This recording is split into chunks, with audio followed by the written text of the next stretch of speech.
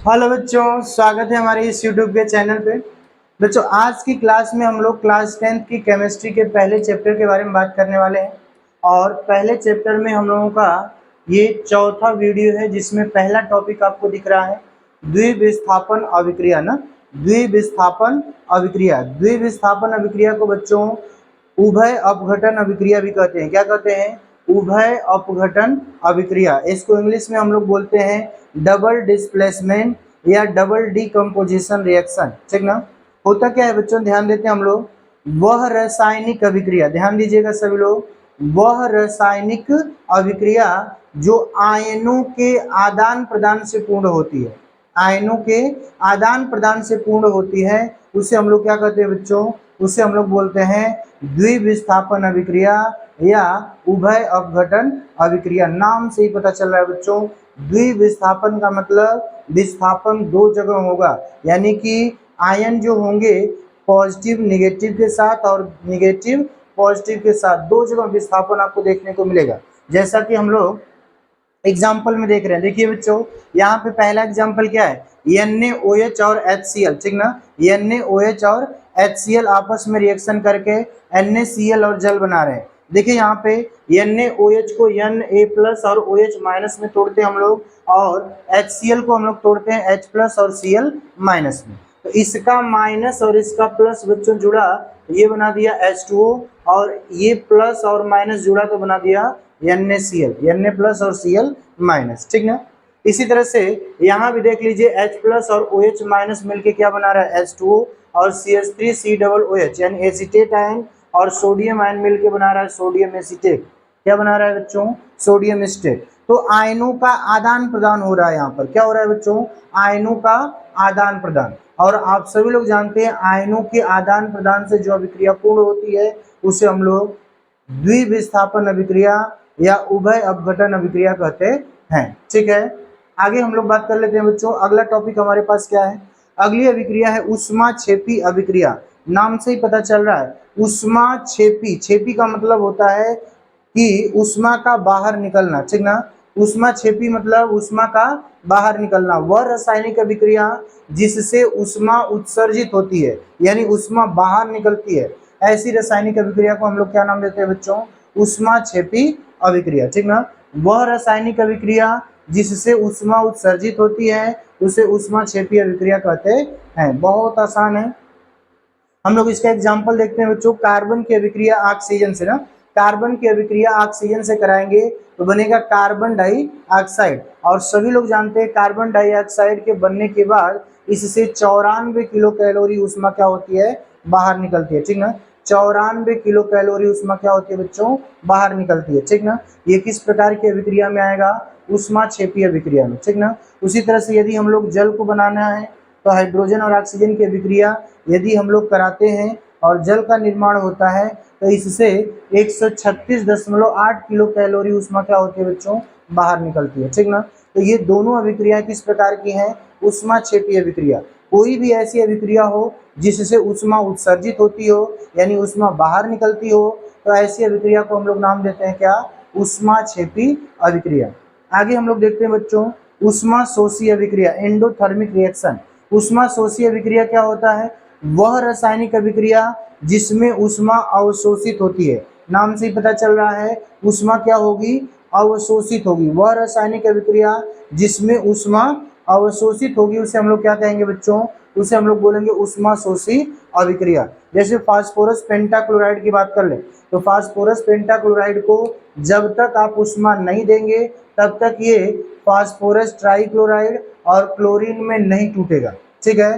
तो ऐसी अभिक्रिया जिसमें ऊष्मा अवशोषित होगी उसे हम लोग बोलेंगे ऊष्मा शोषी अभिक्रिया। जैसे यहाँ पे लिखा गया है PCl5 ऊष्मा को ग्रहण करके PCl3 और Cl2 में टूट जाता है। ठीक ना। दूसरा रिएक्शन, नाइट्रोजन की अभिक्रिया ऑक्सीजन से जब आप कराते हैं तो यहाँ भी आपको ऊष्मा देना पड़ता है, और जब आप ऊष्मा देते हैं तो नाइट्रोजन ऑक्सीजन से अभिक्रिया करके नाइट्रिक ऑक्साइड बनाता है। क्या बनाता है बच्चों? नाइट्रिक ऑक्साइड बनाता है। ठीक है। अगले टॉपिक की बात करते हैं। अगला रिएक्शन हम लोगों का है ऑक्सीकरण या उपचयन अभिक्रिया। ठीक ना। ऑक्सीकरण अभिक्रिया, या इसको हम लोग दूसरा नाम क्या देते हैं बच्चों, उपचयन अभिक्रिया, ठीक ना। ऑक्सीकरण या उपचयन अभिक्रिया, इसको इंग्लिश में बोलते हैं ऑक्सीडेशन रिएक्शन।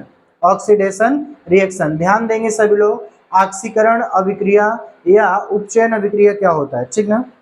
देखिए, वह रासायनिक अभिक्रिया जिसमें ऑक्सीजन का संयोग या हाइड्रोजन का त्याग होता है उसे हम लोग क्या कहते हैं बच्चों, ऑक्सीकरण अभिक्रिया या उपचयन अभिक्रिया कहते हैं। यानी ऐसी कोई भी रासायनिक अभिक्रिया हो रही हो जिसमें या तो ऑक्सीजन का संयोग होता है या तो हाइड्रोजन का त्याग। ऑक्सीजन का संयोग का मतलब या तो ऑक्सीजन जुड़ रहा हो या तो हाइड्रोजन वहां से बाहर निकल रहा हो अभिक्रिया से, ठीक है। तो ऐसी रासायनिक अभिक्रिया को हम लोग क्या कहेंगे बच्चों, ऑक्सीकरण अभिक्रिया कहेंगे। क्या कहेंगे, ऑक्सीकरण अभिक्रिया, या इसको उपचयन अभिक्रिया कहेंगे, ठीक ना। जैसे एग्जांपल देखिए, हाइड्रोजन की अभिक्रिया ऑक्सीजन से कराएंगे तो यहाँ पे हाइड्रोजन ऑक्सीजन से जुड़ रहा है, ठीक ना, ऑक्सीजन से क्या हो रहा है, जुड़ रहा है। तो ये अभिक्रिया किस में आएगी बच्चों, हाइड्रोजन से ऑक्सीजन का जुड़ना।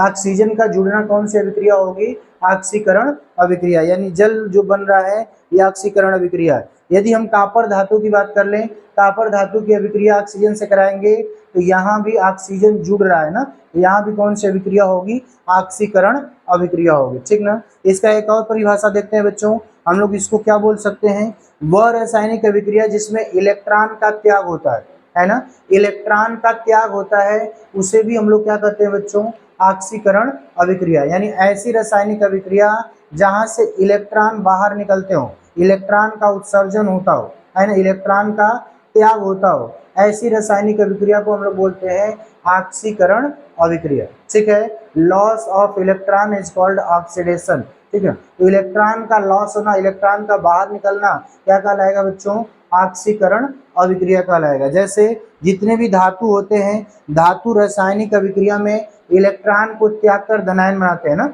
इलेक्ट्रॉन को त्याग कर धनायन बनाते हैं।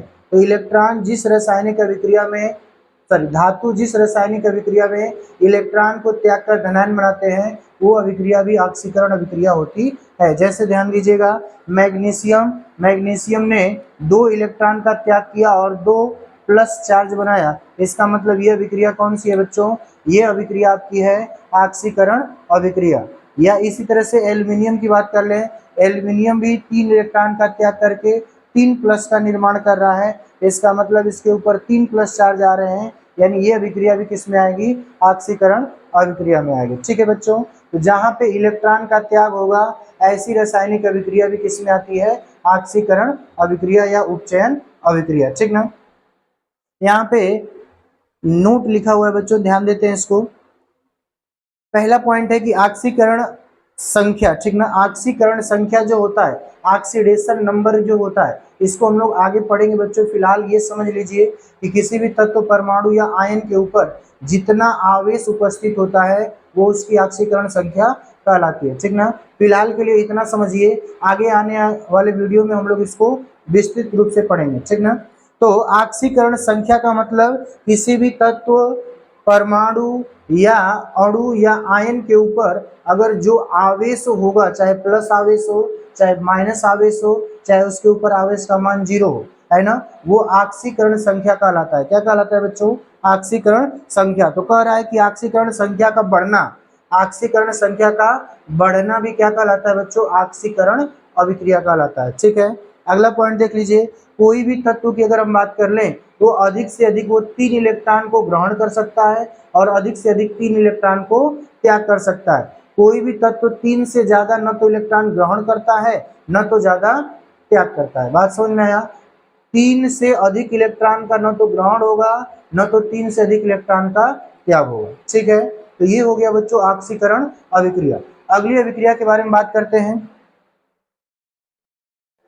अगला देखते हैं बच्चों, अगली अभिक्रिया है अपचयन अभिक्रिया, इसको हम लोग बोलते हैं रिडक्शन रिएक्शन, ठीक ना। अपचयन अभिक्रिया वह रासायनिक अभिक्रिया जिसमें हाइड्रोजन का संयोग या ऑक्सीजन का, यहाँ पे होना चाहिए बच्चों ऑक्सीजन, ठीक है, हाइड्रोजन का संयोग या ऑक्सीजन का त्याग होता है उसे हम लोग क्या कहते हैं, अपचयन अभिक्रिया, ठीक ना।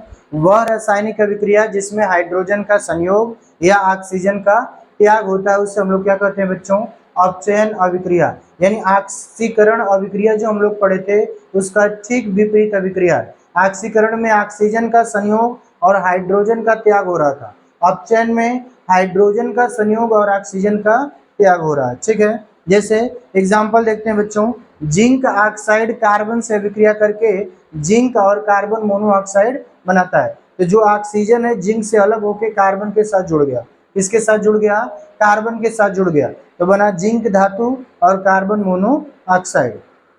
आगे हम लोग बात करते हैं, इसको हम लोग दूसरे परिभाषा की तरह कैसे हम लोग परिभाषित करेंगे बच्चों। दूसरा लिखा गया है, वह रासायनिक अभिक्रिया जिसमें इलेक्ट्रॉन को ग्रहण किया जाता है। ऑक्सीकरण अभिक्रिया में क्या था, इलेक्ट्रॉन को त्याग किया जा रहा था। ठीक है, इसमें इलेक्ट्रॉन को ग्रहण किया जाएगा। वह रासायनिक अभिक्रिया जिसमें इलेक्ट्रॉन को ग्रहण किया जाता है उसे अपचयन अभिक्रिया कहते हैं। जैसे जितने भी अधातु होते हैं आप सभी लोग जानते हैं, इलेक्ट्रॉन को ग्रहण करके क्या बनाते हैं बच्चों, माइनस चार्ज। ठीक है, माइनस चार्ज बनाते हैं, तो वो सब कौन सी अभिक्रिया दिखाते हैं, अपचयन अभिक्रिया। जैसे यहाँ पे लिखा गया है Cl, क्लोरीन जो है एक इलेक्ट्रॉन को ग्रहण करके एक Cl माइनस बना रहा है। ठीक ना, क्लोरीन कितना इलेक्ट्रॉन, एक इलेक्ट्रॉन को ग्रहण करके एक माइनस चार्ज बना रहा है। ठीक ना, उसी तरह से ऑक्सीजन दो इलेक्ट्रॉन को ग्रहण करके दो माइनस चार्ज बना रहा है। ठीक है, तो इस तरीके से इलेक्ट्रॉन जहाँ पे ग्रहण होंगे वहां पर अपचयन अभिक्रिया, और जहां पर इलेक्ट्रॉन क्या होंगे बच्चों, इलेक्ट्रॉन त्याग किए जाएंगे वहां पे ऑक्सीकरण अभिक्रिया।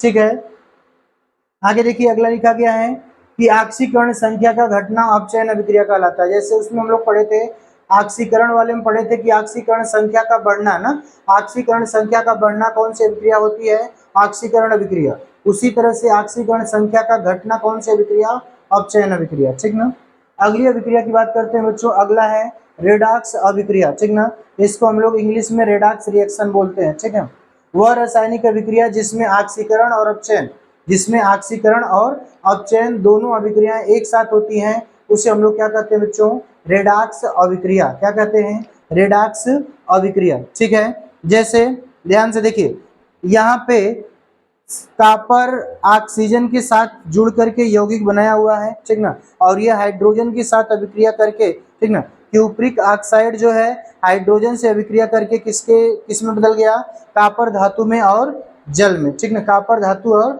जल में। तो यहाँ से देखिए ऑक्सीजन क्या हो रहा है, बाहर निकल रहा है। यहाँ पे भी देख लीजिए ऑक्सीजन क्या हो रहा है, बाहर निकल रहा है। जहाँ पे ऑक्सीजन बाहर निकल रहा है वहां पे तो अपचयन अभिक्रिया हो रही है, वहां पे क्या हो रही है बच्चों, अपचयन अभिक्रिया। लेकिन यहाँ पे देखिए हाइड्रोजन के साथ ऑक्सीजन जुड़ रहा है तो यहाँ पे ऑक्सीकरण अभिक्रिया, इसमें कार्बन के साथ ऑक्सीजन जुड़ रहा है तो यहाँ पर ऑक्सीकरण अभिक्रिया।